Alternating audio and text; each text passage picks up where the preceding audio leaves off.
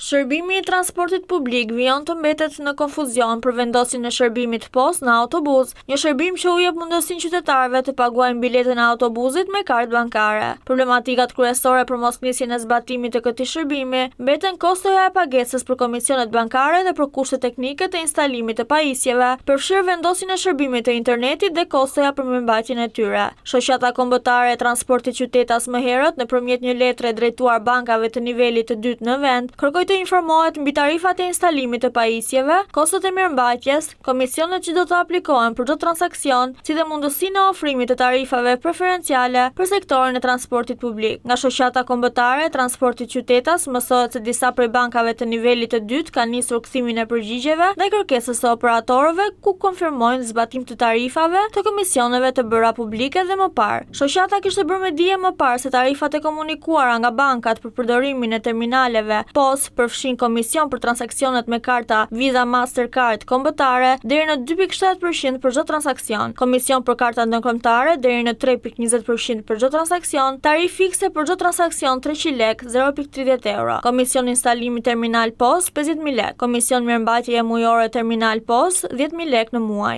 komisioni mospërdorimi terminali POS 10.000 lekë për muaj, kosto e terminalit POS në raste kontraktuale deri në 50.000 lekë, komision për procedura changeback 5.000 lekë për rast. Pashtu, bankat kanë konfirmuar dhe shqetësimin e ngritur më herët nga operatorët lidhur me kostot shtesë që kërkon funksionimi i këtij shërbimi, duke nisur nga instalimi i internetit, i cili aktualisht mungon në autobuset e transportit publik. Funksionimi i shërbimit mbështetet në lidhjen përmes rrjetit celular nëpërmjet kartës SIM ose Wi-Fi, duke mundësuar transmetimin e sigurt të dhënave dhe përpunimin në kohë reale të çdo transaksione, sqarohet nga bankat. Kryetari i Shoqatës Kombëtare e Transportit Qytetas Konstantin Foni pohon për monitor së në përfundim të kthimit të përgjigjes së 13 bankave që operojnë në vend, detajimet e tyre për shërbimin do të kërkojë një tryezë diskutimesh me institucionet shtetërore dhe Bashkinë e Tiranës për mbulimin e kostos të komisioneve për transaksionet bankare të biletës.